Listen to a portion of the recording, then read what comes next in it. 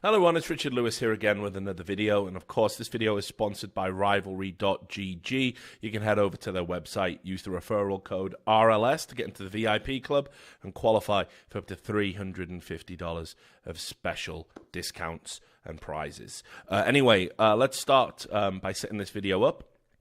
There was a tweet by Anders Bloom. You've probably heard of the guy. He's a very famous Counter-Strike commentator.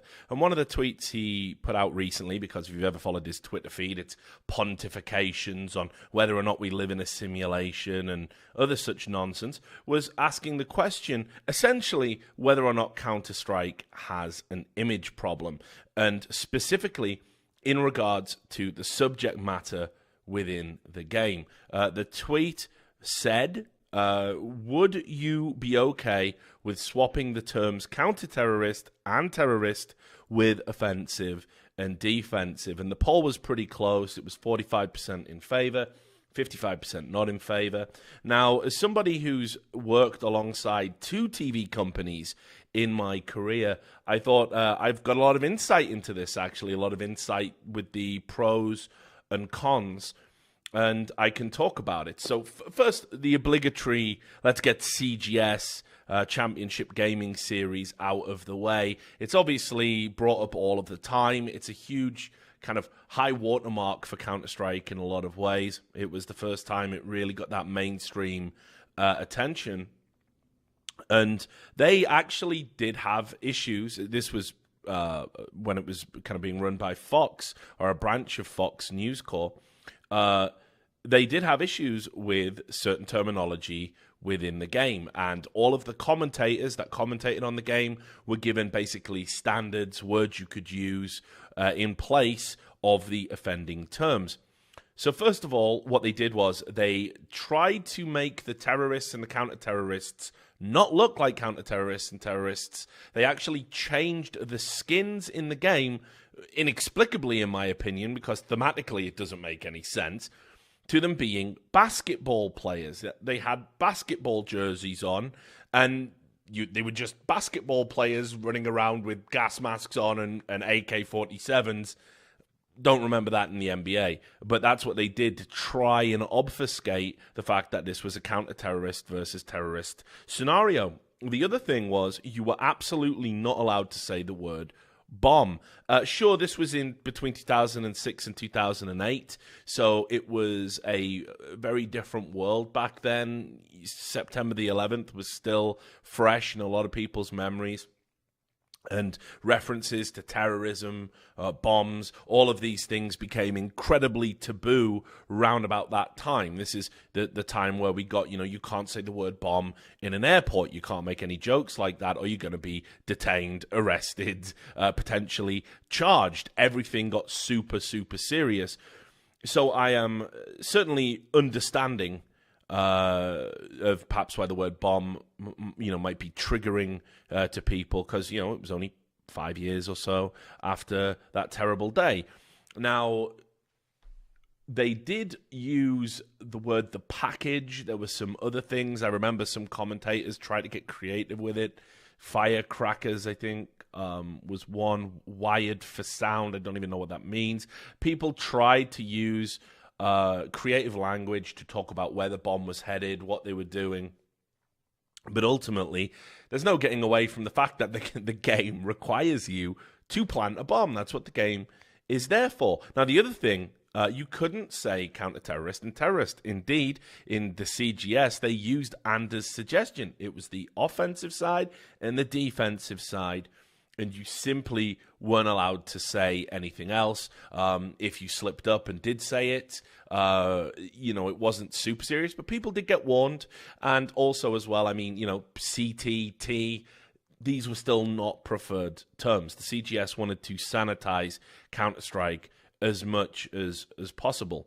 Now, at the time, this was heavily criticized from the hardcore audience for a lot of reasons, but not as much as what they did to the format in the Championship Gaming Series. They weren't big respecters of the rules of the game.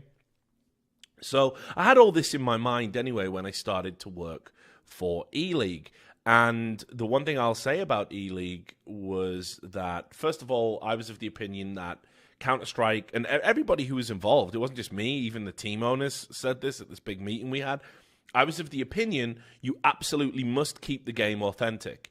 I think I probably lean more to that even now, but at the time, the last thing I wanted to do, because I'd seen these negative experiences before, was have a big TV network start sticking their fingers in, changing things around, because what usually happens based on the things I'd seen before is you end up with a product that's unrecognizable to Counter-Strike, and it does a huge disservice to all of the esports fans across the world. And what was very surprising to me was Turner were absolutely in agreement with that. They knew it was an adult game. They knew that it had adult themes. And at no point was the language policed. They did say, hey, maybe don't say terrorist, 5 times around if you can get away with it and you can use alternatives. But they absolutely didn't say that you had to not say it and you can use the bomb.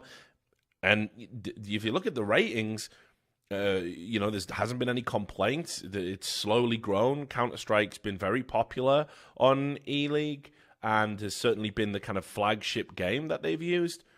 Hasn't really caused too many issues from people complaining about the use of language or the themes in the game. Certainly not to my knowledge. And we'd usually get told if there'd been a complaint about something that was said during a broadcast. We'd normally discuss it at our production meetings. Now, with this said, there have been instances where real-life incidents have caused issues in terms of the broadcast. So, for example, when there's been a school shooting in America, suddenly there is scrutiny on anything that shows what can be construed as depictions of real-life violence. And during my time at E-League, we had this issue come up where we didn't pull the broadcast, but we certainly pulled segments of the broadcast. And most notably, this happened during a time where we had a segment, I'm sure you all remember it, it was a great sponsored pitch by Arby's, where we took real-life... we took Counter-Strike players and we took them to a real-life gun range to see how they would perform firing real guns. Now, subsequently, with everything that's been going on in America and all these discussions around the NRA and Second Amendment and all and school shooting tragedies, I don't even know if this segment would exist on television now. The prescribed wisdom from talking to television producers, and keep in mind, I work at a production company now myself, is you don't mix real-life guns with video game guns. You want to keep them disseminated from each other because it becomes too easy to make an argument about video game violence and real life violence. So never the twain shall meet. So I don't think a segment like the Arby's segment could ever happen again. But basically, we would take the players down to a gun range, have them blow up Arby's sandwiches. It was super cool. The Arby's guys loved it. We loved it. All the players thought it was a really fun thing to do. But because the gun that we were using was an AR-15 or a modification thereof, when these shootings and whatnot occurred, we would pull that advertised segment and try and put it in at another episode at another time, so we still kept our sponsor agreements and hit all of our spots. And that was just something that tonally made sense because you were basically setting yourself up for some very staunch criticism, accusations being insensitive to victims and families of victims. It's just not something a TV network ever wants to deal with, really, so you always err on the side of caution. There was also another incident where there was I believe, a shooting in Germany. Super rare to have shootings there, where I believe someone who was mentally disturbed started shooting at people. And it actually happened, and there's a news report to verify this over on ESPN, where our German... if you like, broadcast partners in Germany, a TV station called ProSieben Max, they cancelled E-League the weekend of that incident because Germany very strict. I mean, it's one of the strictest countries in the world for video game violence, and people are constantly trying to link video game violence to real-life violence, despite there being no scientific basis for that in Germany. And anybody who's played the German version of Counter-Strike remembers how instead of people dying, they would get on their knees and you would just capture them. And in things like, Mortal Kombat was banned in Germany. There was versions of Counter-Strike, I believe, that used green blood because red blood is considered very taboo and, again, very controversial. And, this was getting towards the later stages of the season, and I think what was worse about it was because of that Munich incident, that was when we had the German organization mousesports playing, and they pulled the broadcast from Germany, which was just a real shame that they decided to do that. Now, these examples, these are things that are very specific to television, and Counter-Strike is always going to have that problem as long as it's presented the way it is. There are always going to be people that are squeamish about it. It's one of the most adult video games out there in terms of content, certainly alongside Call of Duty, where they have unflinching portrayals of real-life combat scenarios or real-life war zones.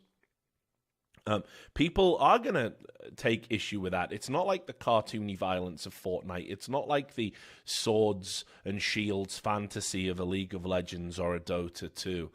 It's a very specific type of violence that is based on real life. And because of that, these games will often find themselves the target of heavy criticism. Call of Duty's had this for years, I'm sure you all know, where it's been called by hysterical publications like the Daily Mail. It's been called a terrorist training simulator, which is, of course, absolutely ridiculous. You don't respawn in real life, and certainly firing a gun with a mouse and keyboard bears no resemblance to real life shooting of a gun. You would not improve your skills.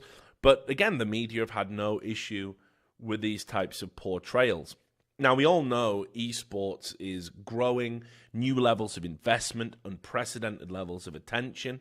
If you think that means that sponsors are kind of sort of becoming more and more accepting of violence within a video game context, which personally I think is absolutely fine. I have no issue with it. I will never be on this train of thought where you equate violence in a video game to real life violence. It just doesn't make any sense to me that people do that. And when I see some scientific evidence, I might change my view. But a lot of sponsors actually want to stay away from Counter-Strike specifically.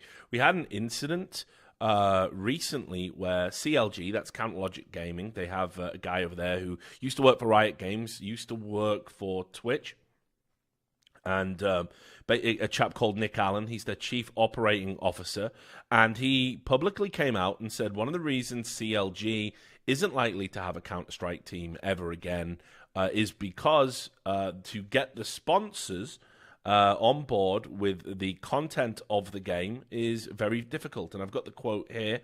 He says, "It is increasingly difficult to bring in sponsorship revenue because of the political climate and the world we live in. Terrorists versus counter-terrorists, red blood, that sort of thing." Now, that certainly could be a little bit of kidology.